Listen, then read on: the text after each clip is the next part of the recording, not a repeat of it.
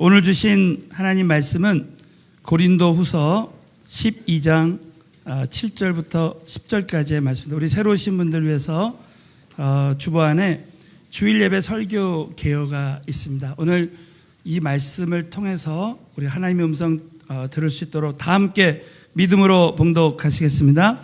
여러 계시를 받은 것이 지극히 크므로 너무 자고하지 않게 하시려고 내 육체의 가시 곧 사단의 사자를 주셨으니 이는 나를 쳐서 너무 자고하지 않게 하려 하심이니라.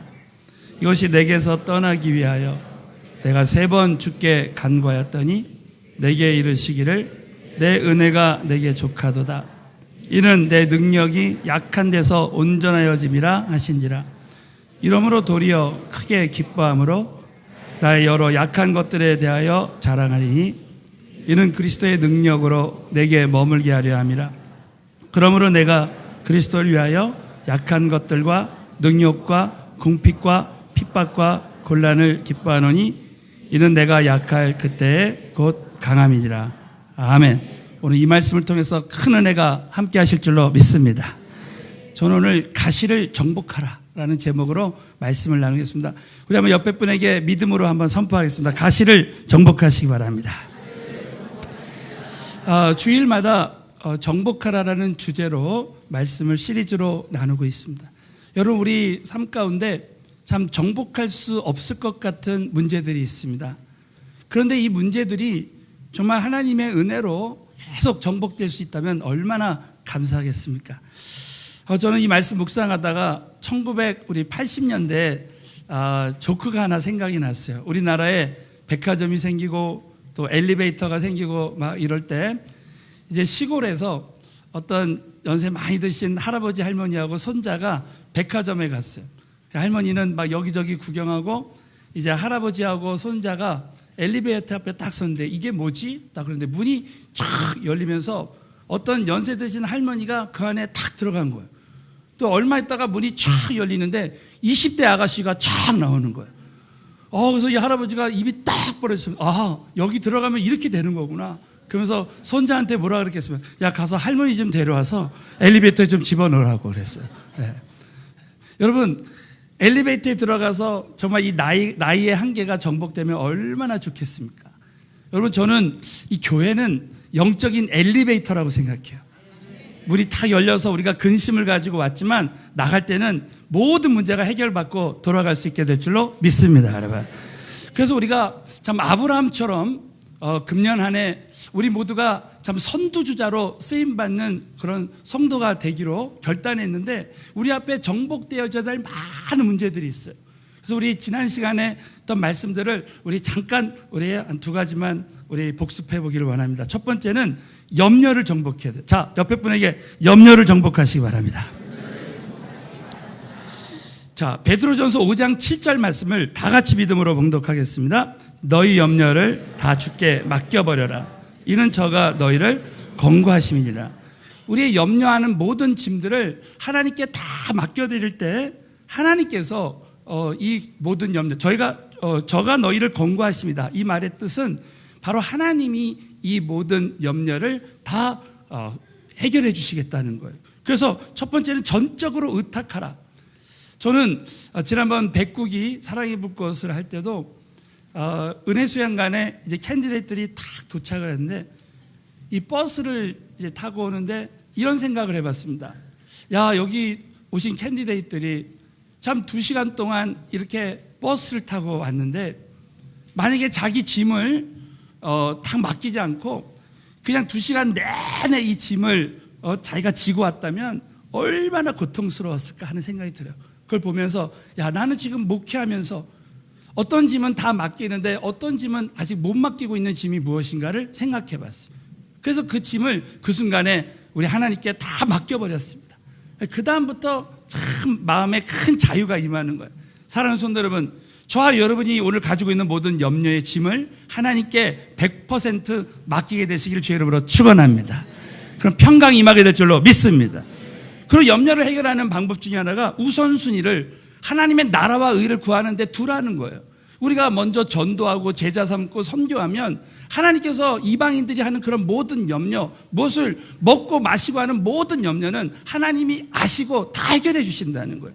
우리 교회가 정말 선두주자로 쓰임받는 교회가 되어서 정말 우리가 전도하고 선교하고 제자 삼는 그런 교회가 되어지면 저와 여러분이 가지고 있는 모든 염려의 문제들은 하나님이 해결해 주시게 될 줄로 믿습니다, 여러분.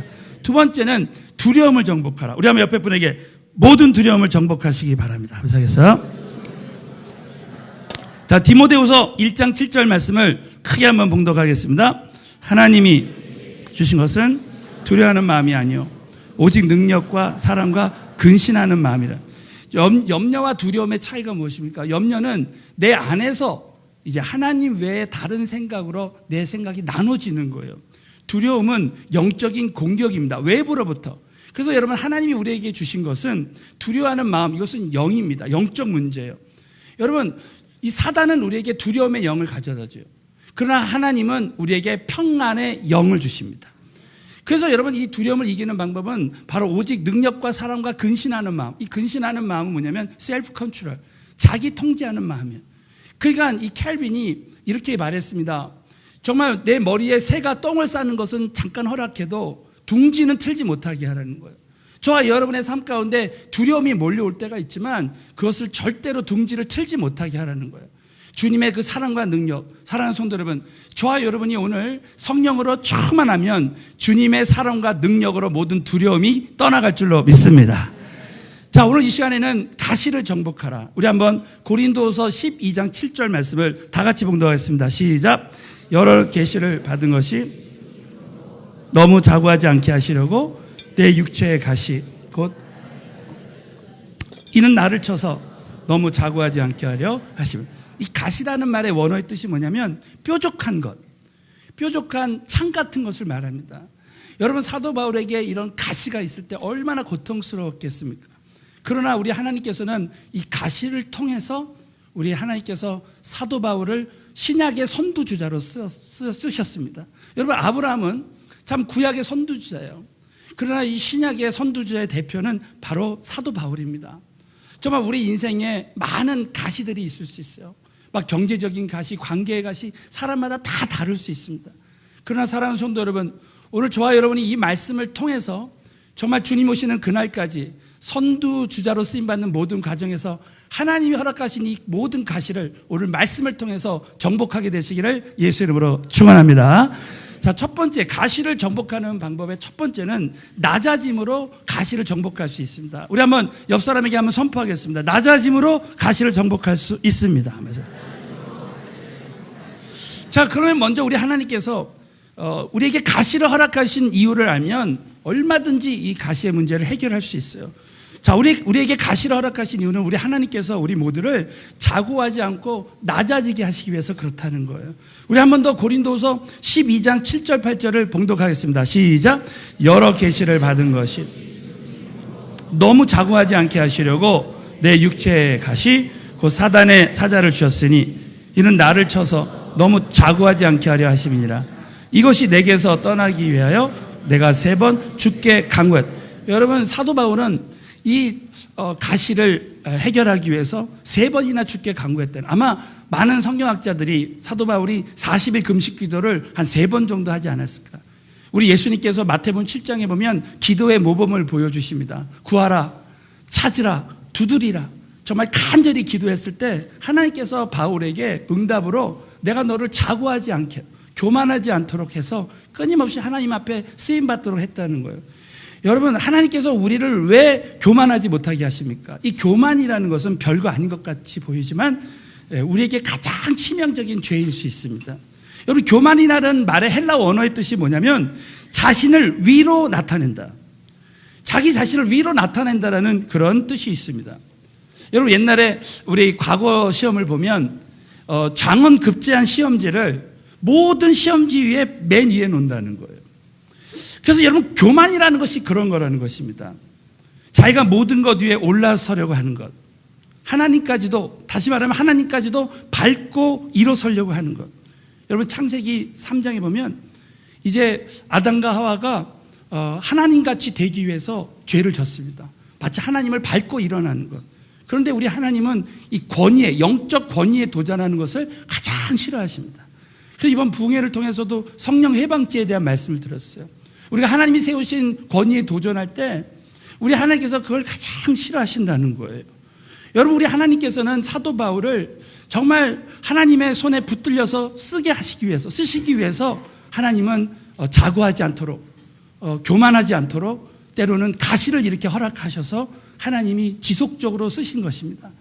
여러분, 자기가 높아지려고 해서 높아지는 것이 아니라 사도 바울이 가는 곳마다 기사와 이적과 표적이 나타나니까 여러분 사도행전에 보면 많은 사람들이 사도 바울을 신이라고 했어요. 내가 높아질 수 있으니까 하나님은 그 바울을 겸손하게 하시는 것입니다. 그래서 우리 하나님께서는 사도 바울처럼 이와 같이 우리를 자고하지 않고 낮아지게 하실 때가 있습니다. 그 말씀이 어디냐면 히브리서 12장에 보면, 자, 우리 히브리서 12장 6절부터 10절을 다 같이 봉독하시겠습니다. 주께서 그 사랑하시는 자를 그의 바이시는 아들마다 채찍질하심이니라 하였으니 저희는 잠시 자기의 뜻대로 우리를 징계하였거니와 오직 하나님은 우리의 유익을 위하여 그의 거룩하심에 참회케 합니다.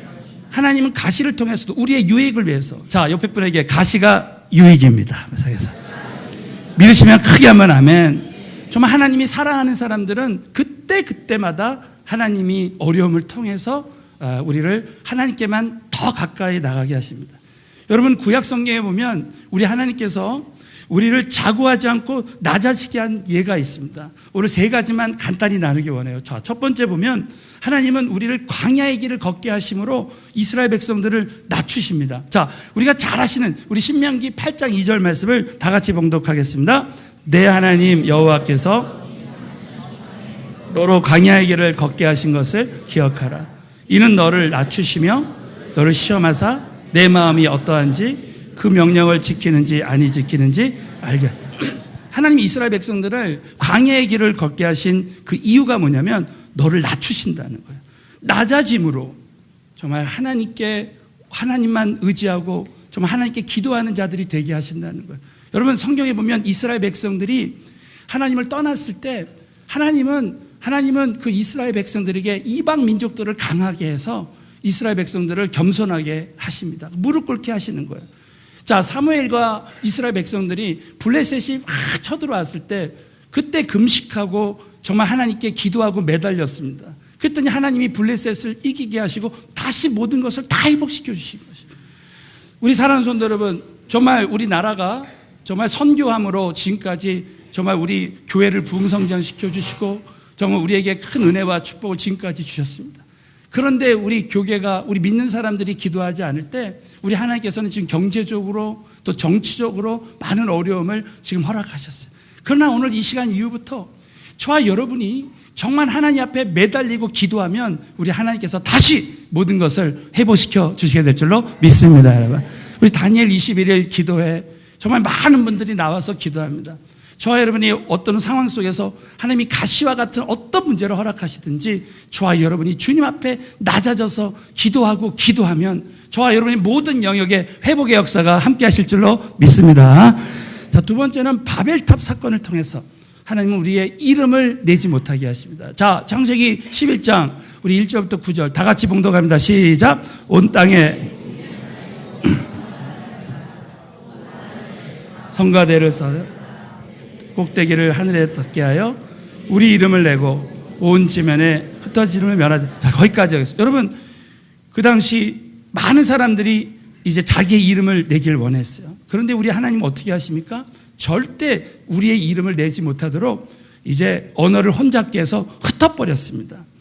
여러분, 저와 여러분의 생애는 결국은 하나님의 영광을 위해서 하나님의 이름만을 높여드리는 사람들이 다 될 줄로 믿습니다, 여러분. 주기도문에도 보면 너희는 이렇게 기도하라 하면서 하늘에 계신 우리 아버지요, 그 이름이 거룩히 여김을 받으시오며 그랬습니다. 이 말씀 뭡니까? 하나님 오늘도 우리에게 어떤 기도 제목을 기도 응답을 주셔도 나는 하나님의 이름만을 높여드리는 자가 되겠습니다. 여러분, 저는 그래서 헌금을 낼 때 이 훈련으로 오늘도 예수님의 이름으로 드립니다 하면서 기도 제목을 썼습니다. 여러분, 정말 저와 여러분 생애에 하나님의 이름만을 높여드리기로 결단하면 하나님은 그 하나님의 이름만을 높여드릴 만한 일들이 계속 저와 여러분의 삶 가운데 끊이지 않게 될 줄로 믿습니다. 세 번째는 고라 사건을 통해서, 우린 고라 사건을 잘 알고 있어요. 고라가 하나님을 대적하고 또 위인권자를 대적할 때 어떤 일이 일어납니까? 여러분, 오늘 민수기 16장 한번 3절 말씀을 다 같이 봉독하겠습니다. 시작. 그들이 모여서 너희가 분수에 지나도다. 회중이 다 각각 거룩하고 여호와께서도 그들 중에 계시거늘 너희가 어찌하여 여호와의 총의에 의해 스스로 높이느냐. 자, 우리 하나님은 우리가 스스로 높여지지 않도록, 하나님은 저 사도 바울을 통해서도 정말 이 가시를 통해서 이제 정말 낮아져서 하나님 앞에 쓰임 받기를 원하셨던 것입니다.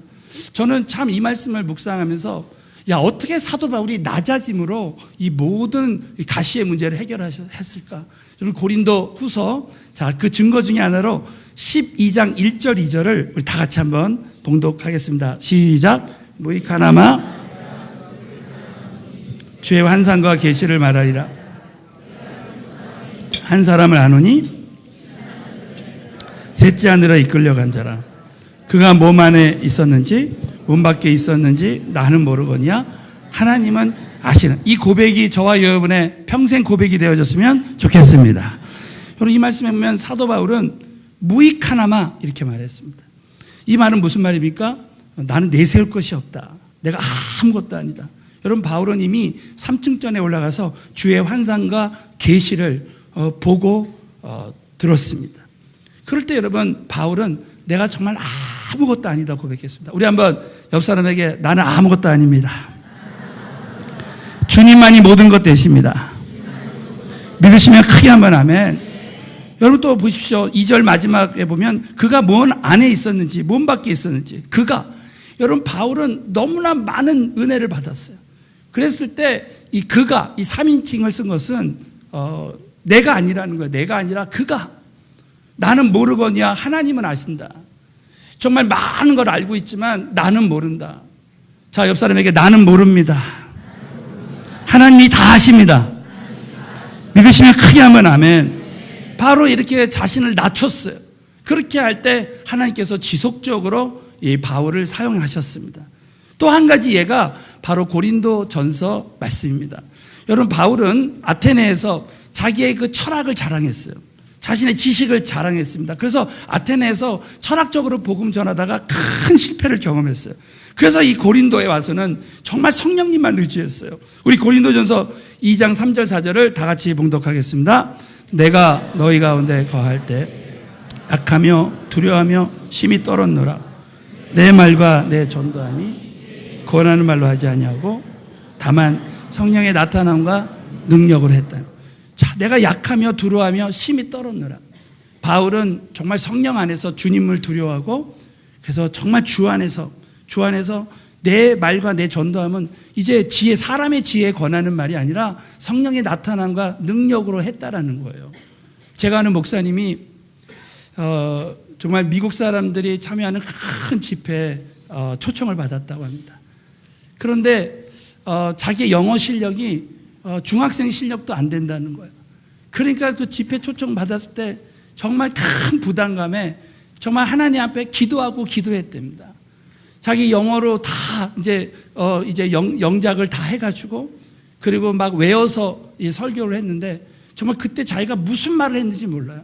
그러나 정말 밥을 먹는 둥 마는 둥 하나님께 매달리고 막 기도할 때 정말 놀랍게도 그 집회에 성령의 불이 떨어진 거예요. 그래서 수많은 사람들이 성령 받고 은사 받고 막 어떨 때 안진뱅이가 일어나고 막 그런 역사가 일어나는 거예요. 사랑하는 성도 여러분, 우리가 성령님만 의지하면 저와 여러분에게도 그런 기적이 일어날 줄로 믿습니다, 여러분. 그래서 지나고 보니까 바로 내 말과 정말 나의 지혜에 권하는 말이 아니라 오직 성령님의 능력이라는 거예요. 여러분, 저와 여러분이 정말 제자를 삼고 선교하고 이게 전도할 때도 우리가 정말 성령님을 의지하면 저와 여러분에게도 이런 일이 일어날 줄로 믿습니다, 여러분. 그래서 우리 하나님은 때로는 가시를 통해서 우리를 기도하게 하시고 기도하게 하셔서 하나님의 뜻을 이루시는 거예요. 자, 베드로전서 5장 6절을 보면 이 말씀은 참 저에게 평생 주시는 말씀이라 그랬어요. 여러분 한번 이 말씀을 다 같이 믿음으로 크게 한번 봉독하겠습니다. 그러므로 하나님의 능하신 겸손하라. 때가 되면 너희를 높이시리라. 믿으시면 크게 한번 아멘.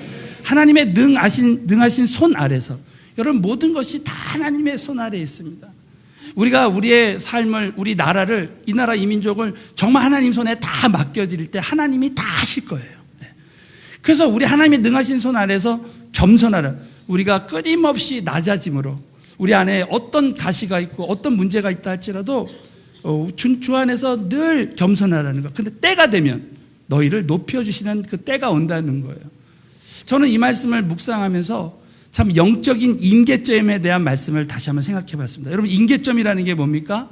물이 50도 돼도 끓지 않고 60도, 아니 99도가 돼도 끓지 않아요. 그런데 100도가 되면 딱 끓습니다. 100도가 되면. 바로 그것이 임계점이에요. 마찬가지입니다. 영적인 임계점. 저와 여러분이 기도의 분량이 차면 우리 하나님께서 역사하시는 때가 온다는 거죠. 저와 여러분의 겸손의 때가 오면, 정말 왜 하나님은 다윗이 13년 동안이나 그 가시와 같은 사울 왕을 통해서 그 모든 그 시련을 허락하셨습니까? 하나님은 이 다윗에게 정말 금이 가기를 원하셨던 거예요. 그것을 통해서 겸손하게 하시고 하나님이 쓰시는 왕으로 준비시키길 원하셨던 거예요. 그래서 여러분, 다윗이 하나님만 의지하고 계속 자신을 낮출 때, 때가 되니까, 영적인 임계점이 딱 되니까 우리 하나님께서 다윗을 하나님의 때에 딱 세우시는 거예요.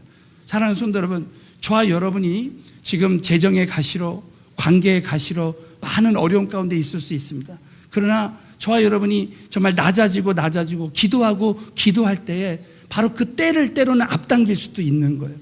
오늘 주신 이 말씀대로 저와 여러분이 어떠한 가시와 같은 문제가 있다 할지라도 정말 낮아짐으로 모든 가시를 정복하게 되시기를 예수의 이름으로 축원합니다. 자, 두 번째는 가시 자체를 기뻐함으로 가시를 정복할 수 있습니다. 자, 우리 한번 옆 사람에게 가시 자체를 기뻐하시기 바랍니다. 여러분, 우리가 가시 자체를 기뻐할 수밖에 없는 이유가 있습니다. 왜냐하면 그 가시가, 하나님이 허락하신 그 가시가 그리스도의 능력이 공급되는 통로가 되는 것입니다. 우리 오늘 본문 말씀 고린도서 12장 9절 말씀을 다 같이 믿음으로 봉독하시겠습니다. 내게 이르시기를 내 은혜가 내게 족하도다. 이는 내 능력이 약한 데서 온전하여 짐이라 하신지라. 이러므로 도리어 크게 기뻐함으로 나의 여러 약한 것들에 대하여 자랑하리니 이는 그리스도의 능력으로 내게 머물게 하려 함이라. 믿으시면 아멘. 여러분, 내게 이르시기를, 바울은 가시를 놓고 기도하다가 하나님의 음성을 듣게 됐습니다. 내게 이르시기를, 내 은혜가 내게 족하다. 사랑하는 성도 여러분, 저와 여러분이 문제를 놓고 기도하다가 정말 문제를 해결할 수 있는 능력자가 되는 거예요.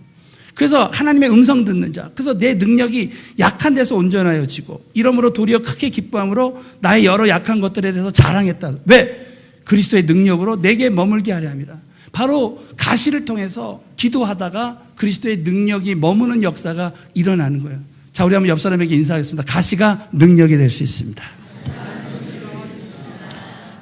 자, 여러분, 저는 어떤 아버지가 정말 불치병자인 자식을 놓고 기도하다가 그분에게 성령의 불이 임하고 그리고 은사가 임하고 정말 모든 것이 다 사업까지도 회복되는 것을 봤어요.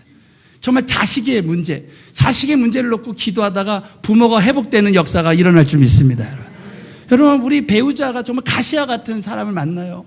그러면 남편이 너무 힘들게 하니까 정말 아내가 하나님께 기도하다가 이 성령의 능력을 받는 경우가 얼마나 많은지 몰라요. 여러분, 감리교회 창시자였던 요한 웨슬리는 결혼할 때 아주 센 여자를 만났답니다. 센 여자니까 우리 사모가 생각이 나요. 샌드라. 저는 우리 교회에서 제일 센 여자가 우리 사모라고 생각해요. 이름이 샌드라잖아요. 사실은 세지 않습니다, 여러분. 오늘 이 얘기 절대 우리 사모에게 얘기하지 마시고요. 이 요한 웨슬레가 아주 센 아내를 만났는데 이 아내가 아주 그냥 날마다 바가지를 긁고 심지어는 사람들 보는 데서도 막 그 요한 웨슬레를 막 때리기까지 했대요. 매일 바가지를 긁고 하니까 정말 이 요하네슬의 간증이 뭐냐면 나는 아내를 통해서 온유한 사람이 됐다고 이렇게 간증해요. 결국은 이제 요하네슬러가 집에 있을 수가 없어서 밖으로 나가서 복음을 전하기 시작했답니다. 네. 저는 남편들이 전도왕인 사람들은 다 이유가 있다고 생각합니다. 그래서 그의 평생에 42,000번의 설교를 했고 매일 그 통계를 내니까 매일 3번 이상 설교를 한 숫자래요. 정말 하나님은 이 요하네스를 통해서 선을 이루시기를 그 아내를 통해서 훈련해서 정말 시대적으로 쓰임받는 귀한 종이 됐어요. 그래서 감리교회 창시자가 됐습니다. 사랑하는 성도 여러분, 저와 여러분에게 우리에게 때로 있는 이 모든 가시가 우리에겐 하나님의 능력이 될 수 있어요. 제가 한번 물어보겠습니다. 여러분, 우리가 가시 한번 찔리면 1억씩 준다고 한번 생각해 보세요. 그럼 여러분 가시에 찔리시겠습니까? 네. 아주 설교에 도움이 되고 있어요. 아마 가시에 한번 찔려면 1억씩 준다면 하루에 100번도 찔릴 거예요. 네. 저는 200번도 찔릴 각오가 있어요. 여러분, 저와 여러분이 정말 하나님이 나에게 허락하신 이 모든 가시가 그리스도의 능력이 머무는 그 공급되어지는 통로라고 믿으면 얼마든지 그 가시를 기뻐할 수 있다는 거예요. 그래서 사도 바울은 그 가시 자체를 기뻐함으로 이 가시가 더 이상 가시로 여겨지지 않는 은혜를 받았습니다. 여러분, 저와 여러분이 앞으로 정말 이 가시 자체를 기뻐하는 신앙 단계, 옆에 분에게 가시 자체를 기뻐하는 신앙의 단계로 갑시다. 한번 쓰겠습니다. 여러분, 오늘 고린도후서 12장 10절을 보면서 제가 깜짝 놀란 것을 발견했습니다. 바울은 자기에게 있는 그 사단의 가시만 기뻐한 것이 아니라 바울이 많은 영역에서 이 가시를 기뻐하는 지경이 넓혀진 거예요. 우리 마지막으로 고린도후서 12장 10절을 다 같이 봉독하겠습니다. 시작. 그러므로 내가 약한 것들과 능력과 궁핍과 핍박과 곤란을 기뻐하노니 이는 내가 약할 그때 곧 강함이니라. 아멘. 그래서 이 바울이 그리스도를 위하여, 우리가 선두주자로 정말 바울처럼 열방에 생명을 전하고 복음을 전하는 그 일에 우리가 쓰임받기 위해서 그리스도를 위해서 약한 것들, 바울은 약한 것들만 기뻐한 것이 아니라 자기에게 있는 능력, 궁핍, 경제적인 어려움, 핍박, 곤란, 이걸 다 기뻐했다는 거야. 그렇게 기뻐할 때 그 이유가 뭐냐? 약할 그때의 강함이라는 거예요. 사랑하는 성도 여러분, 저와 여러분에게 때로는 하나님이 가시를 허락하십니다. 그러나 이제 우리는 그 가시 자체를 기뻐하는 신앙의 단계로 넘어가야 돼요. 저는 지난 주간 우리 G12 1세대 모임 때 이 관계에 대해서 우리가 목양하고 전도할 때 관계에 어려움이 올 수 있는데 어떻게 하면 우리가 그 관계를 뛰어넘을 수 있느냐에 대한 말씀을 나눴습니다. 그래서 제가 이런 이야기를 했습니다. 관계의 실패는 목양의 실패다. 우리 한번 옆에 분에게 관계의 실패는 목양의 실패입니다. 하면서 했습니다. 참 바울은 이 오늘 자신이 기뻐한 내용을 보면 능욕과 핍박과 이런 건 다 관계에 관련된 거예요. 여러분, 때로는 우리가 참 내가 전도한 사람이나 내 가정교회에 있는 사람이나 그룹에 있는 사람들, 교회에 있는 사람들 중에 정말 나를 가시처럼 힘들게 하는 사람이 있어요. 반드시 그것을 우리가 뛰어넘어야 됩니다. 저는 과거에 일전에 한번 이런 일이 있었습니다. 우리 교회에 어떤 분이 하여튼 그분이 하는 말마다 사람들이 시험이 들어요. 그래서 그분이 가는 곳마다 기사와 이적과 표적이 나타나요. 네. 그래서 가는 곳마다 사람들이 막 그 말을 듣고 시험 들어가지고 막 쓰러져 있습니다. 근데 그분이 또 저에게도 한 말씀을 했는데 그게 너무 상처가 됐던 것 같아요. 그 다음날 막 하나님께 기도하는데 기도하기 전에는 그 사람의 문제만 자꾸 생각해요. 여러분, 그렇지 않아요? 우리가 가시 같은 사람이 있으면 그 문제, 그 사람이 문제라고 생각하잖아요. 근데 어느 순간에 참 이 말씀이 딱 떠오르면서 난 지금까지 한 번도 그 감사하고 기뻐하는 걸 내가 그렇게 하지 못했구나. 그래서 제가 그분을 놓고 막 감사하고 기뻐했습니다. 그랬더니 놀라운 일이 일어났어요. 내 영혼에 큰 평강이 임해 버렸습니다. 사랑하는 성도 여러분, 저와 여러분이 감사하면 평강이 임할 줄로 믿습니다. 저에게 평강이 확 임하면서 성령님께서 저에게 정말 그분을 헤아리는 마음을 주셨어요.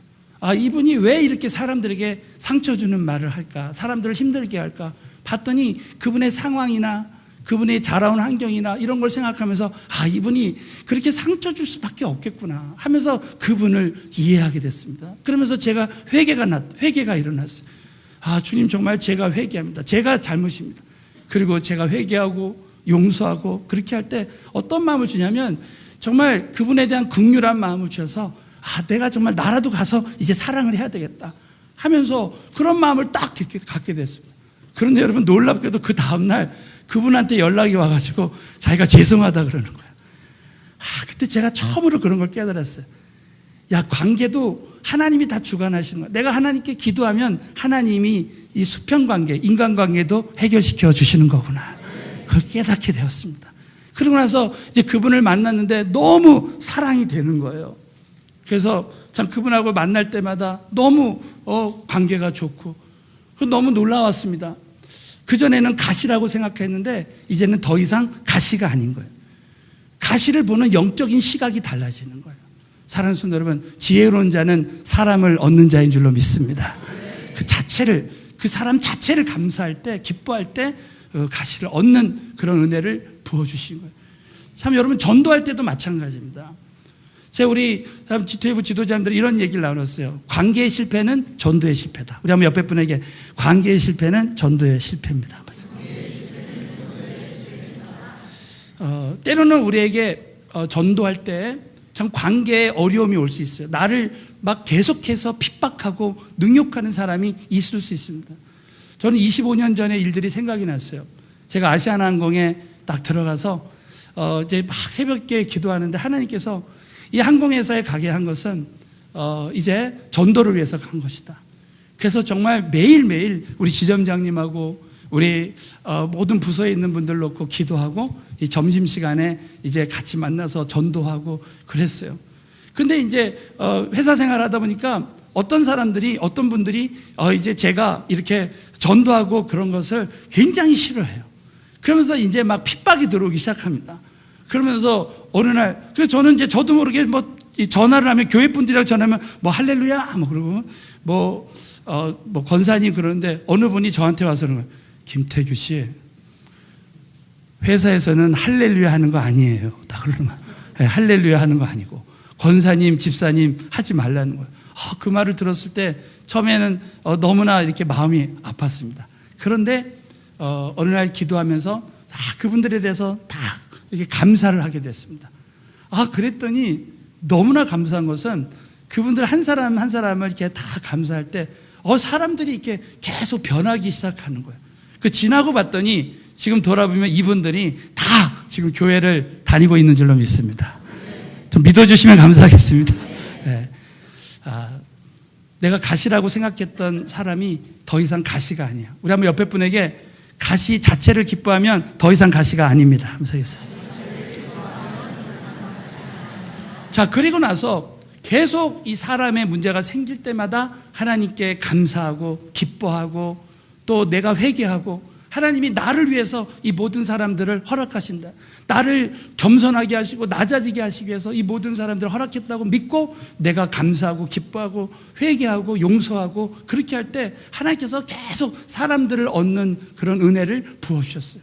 그래서 여러분, 저와 여러분에게 지금 다 누구나 가시의 문제가 있습니다. 어떤 사람은 재정적인 문제가 있을 수 있어요. 그럼 여러분, 재정 문제 자체를 감사하고 기뻐하면 하나님께서 저와 여러분에게 얼마든지 재정 문제를 해결할 수 있는 은혜를 주실 줄로 믿습니다, 여러분. 저는 전도 대상자, 우리가 장례식에 갈 때도 그 장례식을 기뻐하고 막 토요일 날도 장례가 나서 막 저 지방에 가요. 그러나 정말 그분들 가면 오늘 전도할 수 있다 믿고 하니까 정말 그 과정이 너무너무 기쁜 거예요. 그래서 여러분, 우리 인생에 이제는 많은 가시가 있지만 더 이상 우리가 이 가시를 바라보는 영적인 시각이 바뀔 때 더 이상 가시가 가시로 여겨지지 않게 되는 그 신앙의 단계만 되면 얼마든지 가시를 정복할 수 있게 될 줄로 믿습니다, 여러분. 오늘 사도 바울처럼 저와 여러분의 인생에 수많은 가시가 있지만 여러분이 낮아짐으로, 바울처럼 낮아짐으로, 그리고 가시 자체를 정말 기뻐하심으로 모든 가시를 정복하게 되시기를 예수의 이름으로 축원합니다.